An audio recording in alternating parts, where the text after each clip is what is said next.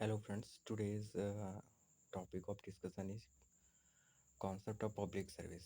तो कई बार ये मेंस में क्वेश्चन पूछा गया है, डिफाइन पब्लिक सर्विस, है ना। और गवर्नमेंट सर्वेंट पर भी क्वेश्चन बनते हैं, तो इनकी आपको एक की डिफिनेशन याद करनी चाहिए। जैसे जब पब्लिक सर्विस पे आएगा क्वेश्चन, तो a public service is associated with government and it is offered by administrative bodies to people living within its region and considered essential to modern life.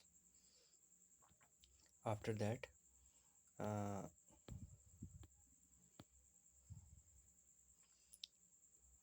you have to write, if the question is of 15 marker, then you can write some more points from here, है ना।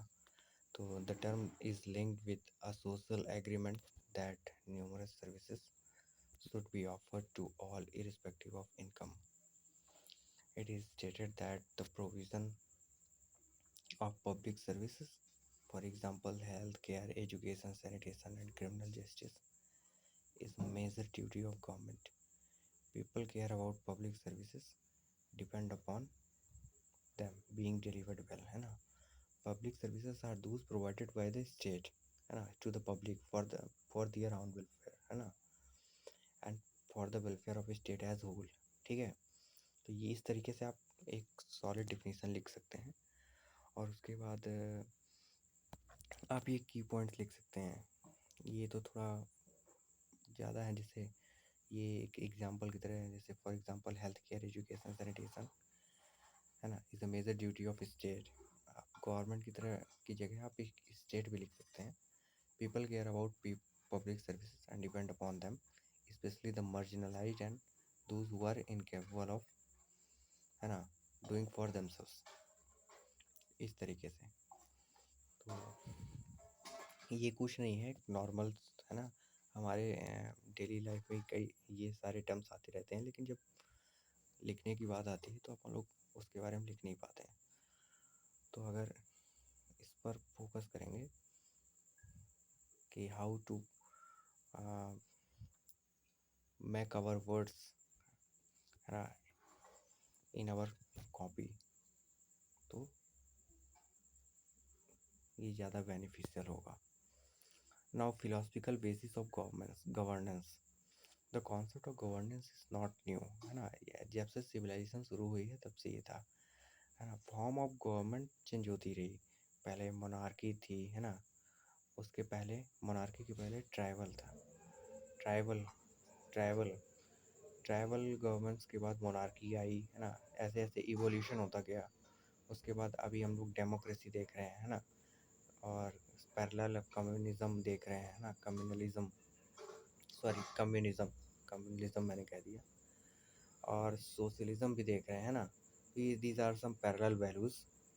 Socialist हो गए, communist हो गए, है ना, और भी कुछ रह गए होंगे तो आप अपनी तरफ से। तो ये सब जो है ना, तो ये पैरेलल वैल्यूज हैं, और ये एक तरीके का फॉर्म ऑफ गवर्नमेंट का इवोल्यूशन है।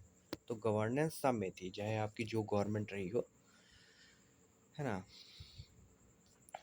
तो गवर्नेंस की जो सिंपल मीनिंग है, the process of decision making, the process of decision making and the process by which decision are implemented. This is the very basic definition in a layman language. The process of decision making and the process by which decisions are implemented. Now, uh, this is the theory of social contract. Now, what is the philosophical basis of governance? So, governance, you can write a very simple definition of governance: a process of decision making and the process by which decisions are implemented. So this is a very easy definition that you can write to make your answer crispy, है ना। कभी भी कोई भी question आए तो definition is must as far as ethics is concern. तो कम से कम आपको उस जो कीवर्ड आया है उसकी डिफिनीशन तो मालूम होनी चाहिए। तो इसकी गवर्नेंस की जब डिफिनीशन की हम बात करते हैं, तो the process by which decision making take place and the process by which decisions are implemented. Then throughout the Middle Ages, social contract. Throughout the Middle Ages, people believed that kings were placed on the throne by the will of gods, है ना, will of gods, and therefore to disobey the law was equivalent to disobeying the will of God. पहले जब ऐसा सोचते थे ना कि राजा को भगवान ने बैठाया है, तो राजा की अवहेलना मतलब भगवान की अवहेलना.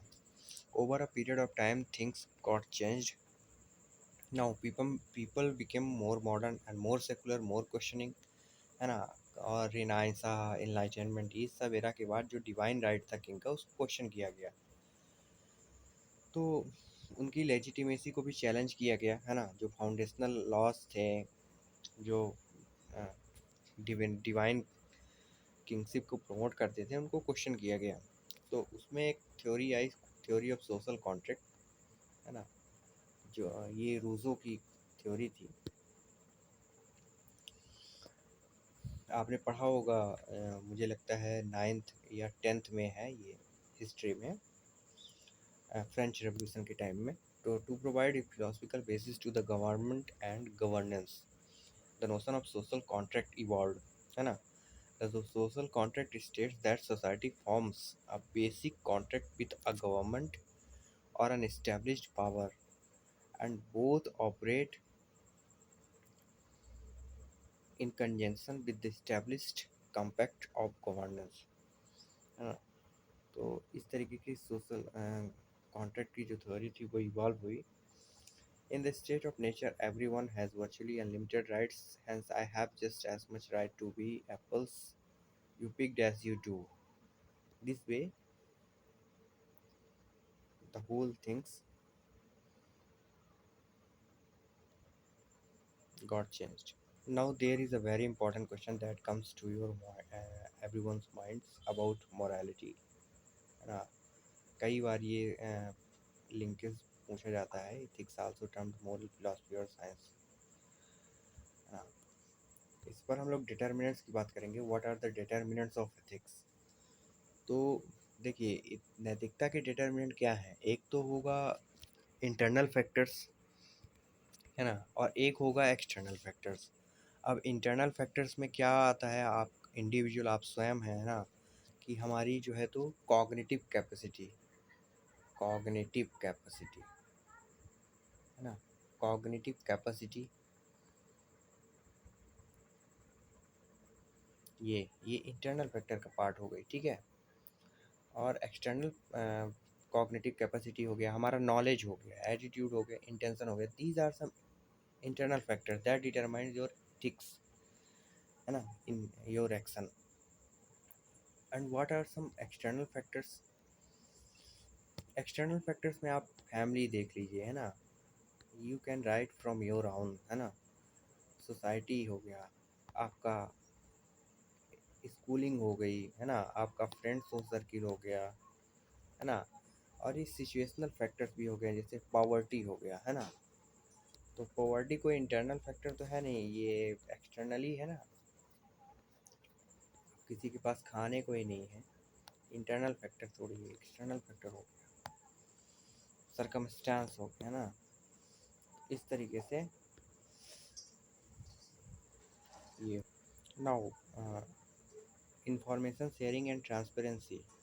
देखिए, जब राइट टू इंफॉर्मेशन और आपके इसमें ऑफिशियल सीक्रेट एक्ट में क्वेश्चन आया था, तो इसमें हमको राइट टू इंफॉर्मेशन का भी इम्पोर्टेंस उतना ही बताना है. कभी भी हमको एक्सट्रीम में नहीं जाना है. ना हमको राइट टू इंफॉर्मेशन को सुप्रीम बता देना है, ना हमको ऑफिशियल सीक्रेट एक्ट को सुप्रीम बताते हैं. हमको इसमें दोनों का एक इम्पोर्टेंस बताना है कि आरटीआई का क्या इम्पोर्टेंस है एंड ऑफिशियल सीक्रेट एक्ट का क्या इम्पोर्टेंस है, और इनके वायलेशन से क्या हमको नुकसान हो सकते हैं. And after that we have to discuss a middle path. Always remember, this is the very good way to answer ethics question, even answer of every subject, है ना, wherever you can make this. तो ये काफ़ी easy हो जाता है आपके लिए. तो ये कुछ नहीं है, ये बेसिकली आरटीआई एक्ट से रिलेटेड है. इसके बारे में अभी मैं आपको और कुछ बता देता हूँ. तो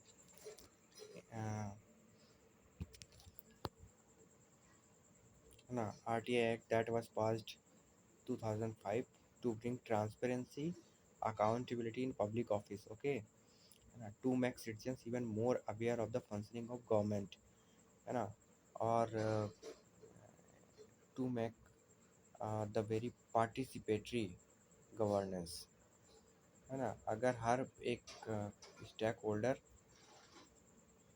उस जो है ऑफिस की कंडीशन के बारे में जानेगा ना, तो वो भी पार्टिसिपेट कर रहा होगा, है ना। वो जो ड्रॉबैक्स हैं उसको सामने लाएगा, ठीक है। कई बार ऐसी केस स्टडी आती है कि जो है तो एक्टिविस्ट जो हैं वो आरटीआई जो ये प्रोसेस है, जो ये एक्ट है, इसका मिस यूज करते हैं, है ना, to blackmail public servants authority, है ना। तो इसमें हमको एकदम बैलेंस्ड अप्रोच रखनी है। पहले इस बात को एक्सेप्ट करते हुए ये बताना है कि हाँ भाई ऐसा हो सकता है, कई केसेस में हमने देखा है। And again we have to make clear that it is also very important to ensure accountability of public office, है ना। तो सिर्फ इस बेसिस पे कि इसका दुरुपयोग हो सकता है, हम इस एक्ट को ही ख़त्म नहीं कर सकते।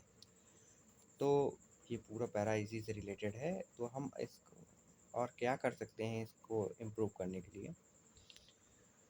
तो क्लैरिटी, हम जो वैग्यू प्रोविजंस है जो लॉ में, उसको ठीक कर सकते हैं। एंड अवेयरनेस, सिटीजन चार्टर वगैरह की बात होती है ना, सिटीजन चार्टर एक बहुत इंपॉर्टेंट टॉपिक है, principles of citizen charter and all this, है ना।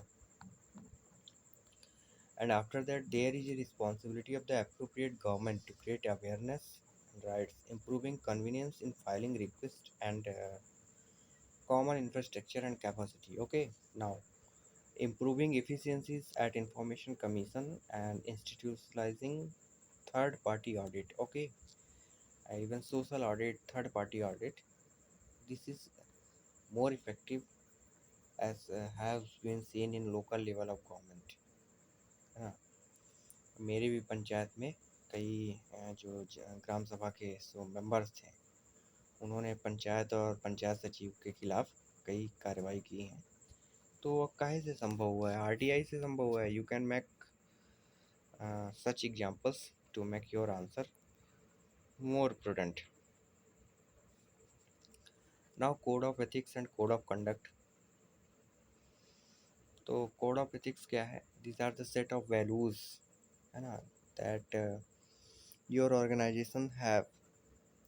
तो ये एक ऑब्लिगेशन नहीं होता, लेकिन कोड ऑफ कंडक्ट है।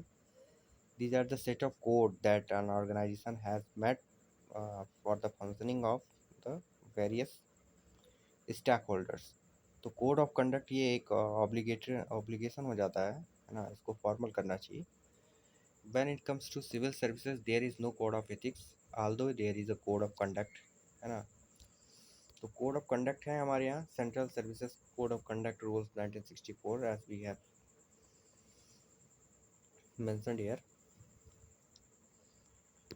So but we don't have any code of ethics. Thanks for watching, friends. Next video we will discuss citizen charter. That is the very important topic. Thanks for watching, friends.